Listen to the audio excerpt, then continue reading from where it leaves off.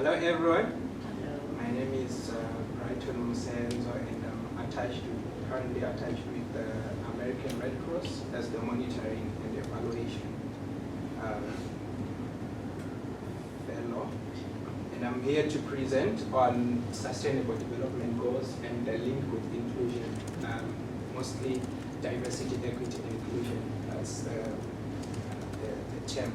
So how it started in 2015, when the Sustainable Development Goals were introduced, I was one of the young people that was trained in Zimbabwe by the UN resident coordinator then about the Sustainable Development Goals. And during that training, I was thinking of issues to do with diversity, equity, and inclusion, because between the year 2000 and 2015, there were Millennium Development Goals, and the evaluation results of the Millennium Development Goals shows that the issues of diversity, equity, and inclusion actually hindered even development across the world. So that's why the issue of diversity, equity, and inclusion is very important in us achieving the Sustainable Development Goals by 2030. So in summary, what do we mean when we say diversity, equity, or inclusion? When we're talking about diversity, we're talking about numbers, right? And we're talking about inclusion, we are talking about participation, as you're going to see in my presentation. So these are the Sustainable Development Goals and the Agenda 2030. I'm sure as social change leaders, we are familiar with this, right? Yeah. All right, and I'm going to, issues to do with SDGs and inclusion and in poverty in all its forms everywhere. And here, when we're talking about inclusion, the issue of participation is very important, beyond numbers. Oftentimes we have received the reports and you look at them, you're like, this is our target, we have reached our target, we've reached our indicators, but we need to look beyond the numbers and see who else is in our population, who else do we need to reach? Are we reaching all the participants that we're supposed to reach? Is everyone included in terms of our population? Also looking at SDG 3, that is looking at ensuring health, lives, and promote well-being for all ages, inclusive. So what they have done in terms of the Sustainable Development Goals, you see that the word inclusion is in almost all the Sustainable Development Goals. And it means that we need to really deliberately pay attention to that as we do our work, because in one way or another, because we have 17 SDGs, so in one way or another, there is one goal that relates with the kind of work that we do. So my role here in these 5 minutes is just to trigger your mind so that in the work that you do, you include also issues of diversity and inclusion.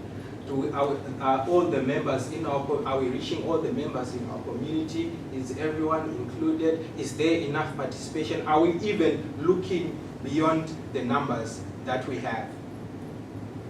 Here we are looking at promote sustained and inclusive, sustainable economic. So you realize, maybe it's something that you haven't realized before, but it was deliberate so that we achieve the Sustainable Development by those SDGs by 2030. So between 2020 and 2030, the UN termed this decade a decade of action. So this prompted my presentation as I was looking at the year of the decade of action, where we are supposed to deliberately act with inclusion in mind, because that was the lacking element that affected the Millennium Development Goals before.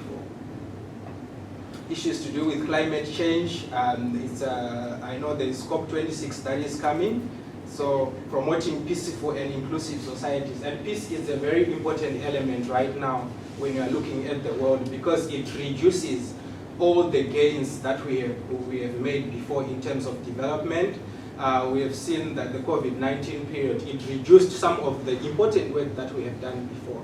And issues to do with diversity, equity, and inclusion are the very important part that can take us forward in terms of achieving a peaceful world and a world where everyone has equal access to opportunities. So what is our role as leaders in terms of data and diversity, equity, and inclusion. The advantage that we have in this era is that we have technology, and we can leverage the technological advancement that we have to make sure that we are including each and every aspect of the population that we have in the societies that we are coming from. Because if we have one group that is succeeding and getting all the opportunities, is still that the other group that is disaggregated can still, they are still part of development, and if development is not even, it's not equal development. So in terms of data, we are also looking at disaggregation. Are we disaggregating by the different populations that we have? Disaggregate by gender, disaggregate by age, disaggregate by disability, you know, all those kind of issues, right? And what is your role in building a better world? So this is a self-introspective exercise. What is your role in building a better world? In what you're doing right now, you might be an evaluator, you might be a researcher. In whatever you're doing, if you're working with people, you have a chance to make the world a better place.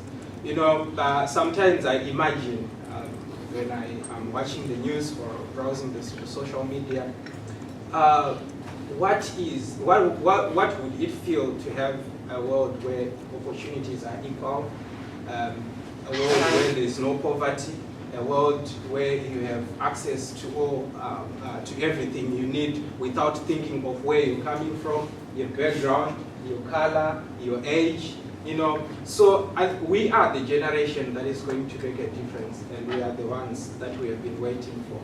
As President Obama once said, he said, yes, we can, and I believe we are the generation that is going to do exactly that.